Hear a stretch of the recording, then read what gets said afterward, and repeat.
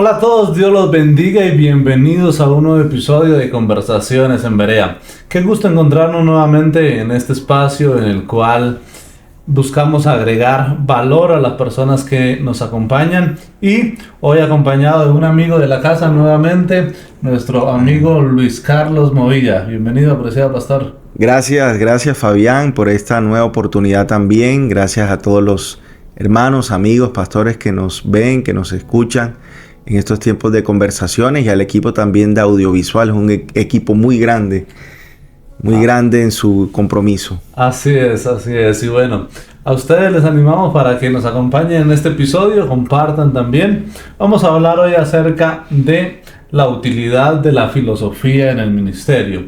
Precisamente es una de las clases en la cual tú acostumbras a orientarnos, a acompañarnos, la clase de filosofía, porque además de teólogo, eres también filósofo. Dicen que eso tuvo que ver un poco con la caída del cabello, ¿sí es cierto? Sí. Sí, un poco de pronto. A ver, habría que investigarlo bien, ¿no? Por la genética y por la filosofía, tanto pensar. Ok, teología y filosofía, una mezcla que hace caer el cabello, pero Sí. Precisamente cuando hablamos acerca de filosofía, empiezan a surgir algunos mitos como eso, ¿no? Que Sí. la filosofía le hace caer el cabello a la gente, pero eso no es cierto.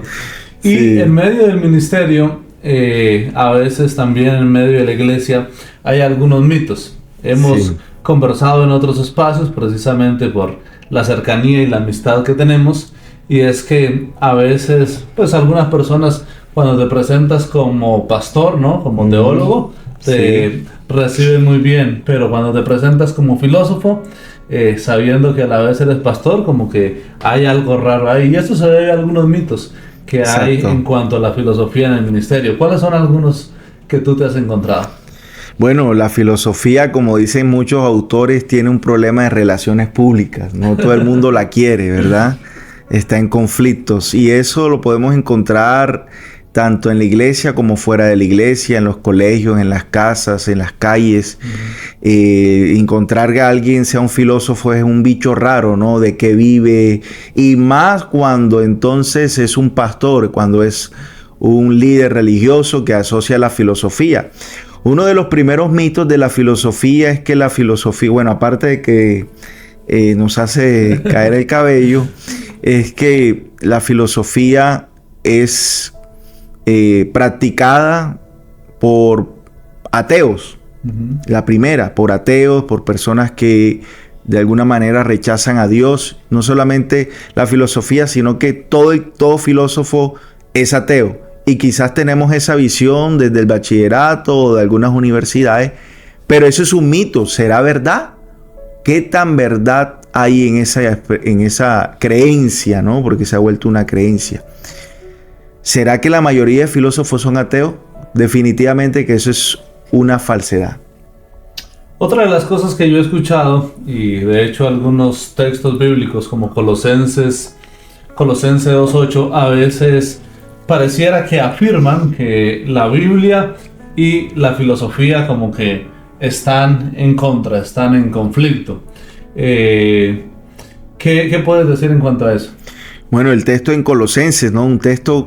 El texto reina, por decirlo así, el texto clave para mirar, interpretar que la filosofía. Ahora el texto dice: miren, tengan cuidado que nadie os engañe por medio de filosofías y huecas sutilezas según los rudimentos del mundo y no conforme a Cristo. Entonces, en primer lugar, ese texto no está hablando de la filosofía, no está hablando en singular, sino en plural. Las filosofías. Y lo segundo es que dice: tengan cuidado con las filosofías huecas, las que son de acuerdo a los hombres y no a la que es según Cristo. Entonces, probablemente, en vez de interpretar que ese texto esté rechazando la filosofía en general, más bien está rechazando filosofías huecas, vacías, vanas, inútiles, que nos llevan a la perdición, que nos alejan de Dios. Y hay que aceptar una filosofía especial, que es la que viene de acuerdo a los mandamientos de Cristo. de acuerdo a la que nos enseñó Jesús, porque Jesús nos enseñó, por así decirlo, una filosofía de vida, una cosmovisión de vida. Entonces, en vez de ese texto estar rechazando la filosofía, lo que hace es afirmar, pero no la filosofía, no cualquier filosofía, sino que afirma la filosofía de Cristo, el pensamiento de Cristo. Ok, bueno, una de las razones por las cuales estudiamos filosofía en medio de nuestro proceso académico en teología es porque tienen mucha relación, ¿no? En algunos sentidos, en algunos aspectos, obviamente. No toda la teología es filosófica, pero en muchos aspectos se acercan. Vamos a pasar un poquito de los mitos a la utilidad. ¿Para qué nos sirve la filosofía? Porque a veces ese es otro de los conceptos que hay. Como tú lo decías, sí. A veces eso se siembra incluso desde el colegio, ¿no? Desde el colegio. O en algunas carreras universitarias, como la clase de filosofía es mal llamada como la clase de relleno, ¿no? De relleno. O en el colegio, porque la gente dice, ¿y eso para qué sirve? O sea, ¿cómo lo hacemos práctico? Y podríamos nosotros de pronto tomar esa misma posición en medio del ministerio, aún siendo pastores, ¿no? Exacto. Como que ¿para qué estudio filosofía si eso no me va a servir en medio de la práctica pastoral o algo por el estilo? Pero ese también es un mito. Así que Exacto. Veamos algunas de las contribuciones que nos da el estudio de la filosofía al ministerio. Exacto. Antes de mencionar algunas, me gustaría decir que la filosofía no se expone, digamos, no es tan evidente. Más bien la filosofía es como ese fundamento que sostiene lo que pienso y lo que hago. Sí, es como algo invisible, como un fundamento de un edificio. El fundamento del edificio no se ve, pero es tan importante para sostener el edificio. Así es la filosofía.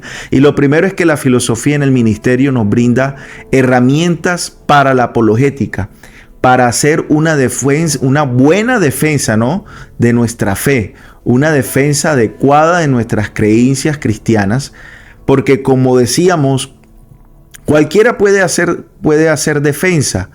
Y cuando hablamos de defensa, yo inmediatamente me imagino un equipo de fútbol que está compuesto por su primera línea, aparte del arquero, es la defensa, ¿no? Y yo he encontrado defensas en el fútbol bastos, que golpean al adversario, al delantero, y que fácilmente el árbitro le saca una roja por no ir al balón, sino por ir al delantero, a la persona. Lo golpea, le parte el tobillo, etc. Como también he encontrado defensas que son muy técnicos, muy hábiles, que no van al jugador, sino que quitan la pelota al jugador con una facilidad, con una técnica, con una sutileza, y deja a los delanteros desarmados sin poder hacer el gol.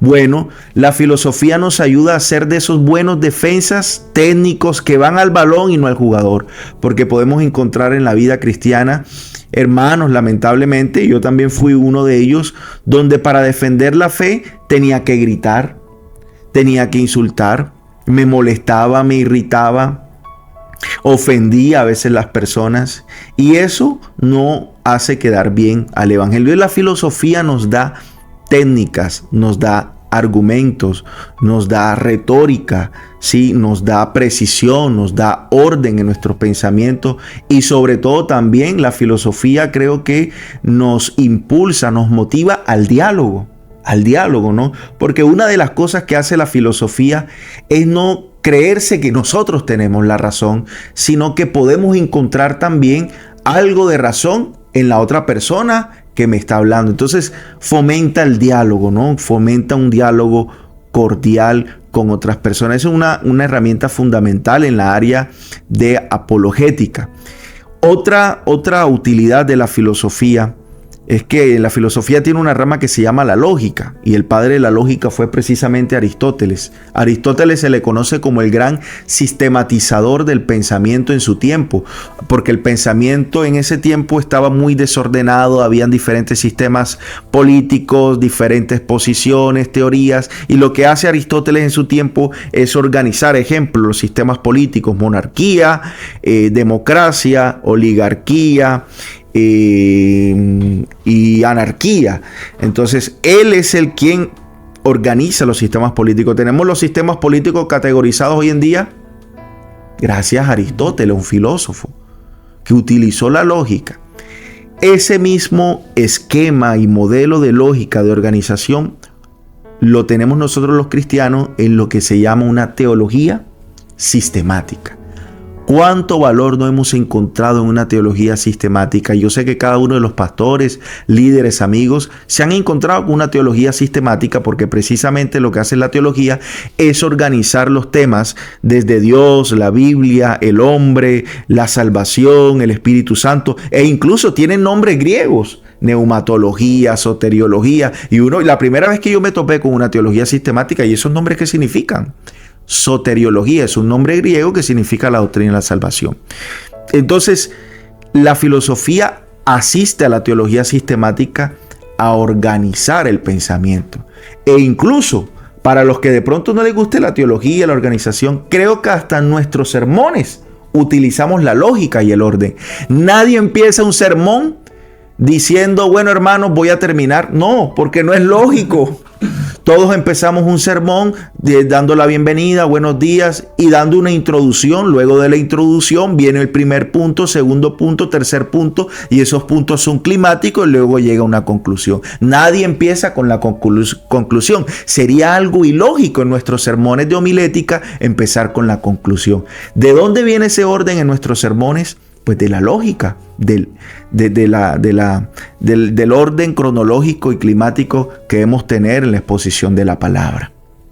Así es, tú mencionas dos cosas muy importantes, y es la teología sistemática, ¿no? Que es algo bastante amplio, y dentro de la teología esa rama que es la apologética que tiene como propósito precisamente presentar una defensa lógica de la fe. Se hace desde la ciencia, es una de las áreas que ocupa la apologética, pero se hace también desde la filosofía. Exacto. Y creo que se parece mucho al tema, por ejemplo, de las sectas, ¿no? Porque estudiamos lo que piensan algunas sectas o lo que piensan otras religiones, precisamente porque no podemos defender la fe cristiana de alguna secta o de otra religión si no conocemos por lo menos los fundamentos básicos de lo que ellos piensan y cómo lo defienden. Ok, muy bien, entonces tenemos esa ayuda apologética, esa ayuda lógica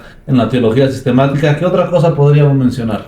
Bueno, podríamos mencionar también que la filosofía nos ayuda a mejorar la imagen general que ha tenido la iglesia.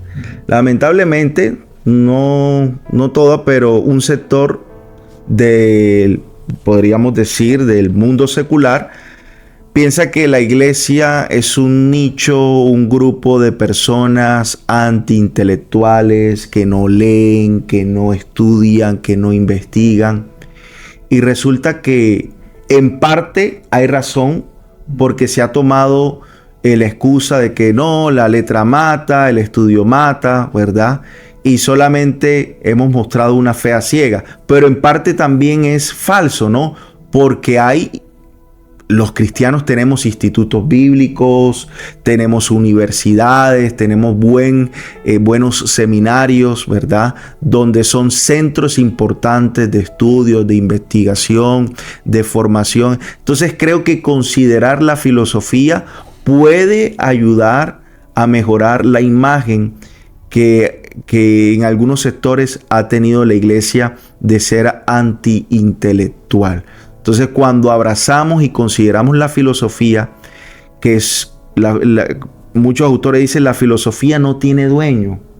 La filosofía se incrusta en todas las ciencias. De hecho, hubo un tiempo en la Edad Media donde habían dos ciencias madres y no se sabía cuál era la reina, ¿cierto? Entre la filosofía o la teología. Y las dos luchaban para saber y para presentarse como la reina de la ciencia. Y eso es un buen tema, ¿no? ¿Cuál de las dos es reina? ¿La filosofía o la teología? Las bases, toda universidad en Europa y en Estados Unidos se fundaron con estos dos programas básicos, filosofía y teología. Entonces, la filosofía es fundamental para mejorar también la imagen de la iglesia de antiintelectual.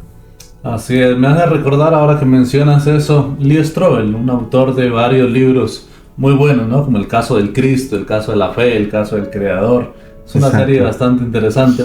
En la introducción de uno de estos libros precisamente menciona esto, ¿no? Y dice que para ser creyente, para ser cristiano no necesitamos hacer un suicidio intelectual, ¿no? Todo lo Exactamente. contrario, creo que eso nos permite ver la vida, ver la filosofía de una manera correcta, porque tenemos el temor de Dios, tenemos la guía del Espíritu Santo y como mencionábamos o algunas personas mencionan, de alguna forma todos los seres humanos hacen teología, ¿no? Porque tienen cierta visión acerca de la fe, cierta visión acerca de Dios y también cada persona de alguna forma tiene cierta filosofía. La pregunta es si eso es correcto, si está alineado a las escrituras o si está permeado de otras cosas que puedan estar Exactamente. haciendo daño. Para finalizar este episodio, y aunque podríamos mencionar otras cosas, me gustaría que brindemos algunos consejos para los jóvenes o las personas o los ministros en general que quieran acercarse a la filosofía. A veces una de las maneras más sencillas es de pronto leyendo un libro, ¿no? Pero Exacto. ¿cómo hacerlo para que... ¿Qué consejos podrías darnos, mejor dicho? Bueno, la filosofía tiene muchos enfoques, ¿no? Empezando que hay que mirar si primero tenemos la vocación, el llamado para profesionalizarnos en esa área, ¿verdad? Y aunque no tengamos el llamado para profesionalizarnos en esa área, hay que saber algo, todos tenemos una filosofía. Todos tenemos una filosofía. La pregunta es, ¿esa filosofía es buena o es mala? O como dice el apóstol Pablo, ¿es una filosofía según Cristo o es una filosofía hueca? Entonces, pero todos tenemos filosofía. Hay otro enfoque de la filosofía que es el enfoque como actividad, ¿no? Como una actividad que yo practico a veces. Y ahí es donde entra el tema del libro, ¿no? De pronto tomar un libro como una actividad, así como yo tomo la bicicleta o juego fútbol siempre. No me dedico, no es mi profesión, no me profesionalicé en fútbol, no vivo del fútbol, pero lo practico a veces. De la misma manera, de esa manera también podemos tomar la filosofía. Y qué bueno, ¿no? Que nos ilustremos tomando un libro. Hay muchos libros y quiero recomendar uno. Aunque no es un libro de filosofía, es muy importante un sermón de John Wesley que llama Discurso a los clérigos. Es un sermón muy importante y sobre todo John Wesley, que nosotros somos prácticamente nietos de John Wesley, ¿no? Porque él es el padre del metodismo, del wesleyanismo y nosotros como iglesia pentecostal somos herederos de esa tradición wesleyana. Wesley escribe un sermón a los ministros diciéndole que un ministro tiene que conocer, aparte de las ciencias bíblicas, griego y hebreo, tiene que saber de lógica, metafísica, ontología. Y yo cuando leí eso, Dios mío, ¿esto qué es? Y creo que ese sermón es muy importante que lo leamos los ministros, los líderes y todos aquellos que pretenden ser o tomar una posición de liderazgo en la iglesia. John Wesley escribe que es importante que el pastor, el líder, se forme en otras áreas también. Entonces, una recomendación para los líderes, leerse ese tratadito pequeño de John Wesley. Y terminando ese, perdón, pueden buscar Discurso a mis estudiantes, ¿no? Discurso a mis estudiantes también, muy bueno, de Spurgeon. De otro gran predicador. Así es. Que aportó mucho a la fe, ¿no? Correcto, ¿no? Spurgeon tiene muchos sermones y también era un hombre. Fíjese que Spurgeon nunca, y esto no es para que lo tomen de consejo, nunca fue a un seminario, ¿sí? Pero fue autodidacta, un gran lector. Dice que se leyó la obra del El Progreso del Peregrino más de 100 veces. ¿Por qué? Porque él tenía eso, como quizás no se profesionalizó Spurgeon, pero sí le gustaba, sí practicaba, sí tenía eso como actividad. Y ese es el ejemplo que quería dar. Gracias por mencionarlo. Así es. Y una de las cosas también, y precisamente lo mencionaba hace rato, un consejo que nos dio alguno de nuestros profesores hace años, estudiando una clase de sectas, que de hecho también pues tiene que ver mucho con el tema de la filosofía, la nueva era y otras tantas cosas que el gnosticismo que sigue muy presente en nuestra sociedad del día de hoy. Y es, ok, estudia, un ejemplo, 1 hora de filosofía, pero si le vas a dedicar 1 hora al estudio de la filosofía o de alguna de estas áreas, dedícale 3 veces más al estudio bíblico, ¿no? Al tiempo devocional, para que haya un correcto equilibrio en medio de ese estudio y para que crezcas en algunos conocimientos adicionales, pero creciendo en lo más importante, que es en tu fe, en tu devoción, en tus disciplinas espirituales. Así es, así es. En la Biblia tenemos a un gran hombre de Dios que se llama el apóstol Pablo, un hombre de ciencia, un hombre de filosofía que enfrentó a los estoicos, epicúreos en Atenas, pero sobre todo un hombre consagrado y piadoso hacia Dios. Así es, esos capítulos por allí de Hechos 15 en adelante, ¿no? Hechos, sí, así 15, es. 16, 17, 18. 18 vemos a un Pablo muy activo precisamente en el tema de la filosofía. Así es una de las razones por las cuales también el apóstol Pablo es tan influyente en el pensamiento cristiano, obviamente, pero también en el pensamiento de toda una generación occidental. Total. Así que habría mucho tiempo más para seguir, o necesitaríamos más bien mucho tiempo más para seguir hablando acerca de este tema, pero cuando vengan aquí al seminario tendremos tiempo también para hablar un poco acerca de filosofía. De filosofía, claro que sí. Gracias, Fabián, por la oportunidad. Espero que haya sido de provecho para todos. Así es, seguro que sí. Un abrazo a todos. Gracias por acompañarnos en este episodio de Conversaciones en Berea. Y nos veremos en la próxima ocasión con un nuevo tema. Aprovechando también que estamos en octubre, celebrando este tiempo tan importante, que es el tiempo de la Biblia, de la Reforma. Tal vez ese será el tema de nuestro próximo episodio. Un abrazo para todos. Bendiciones.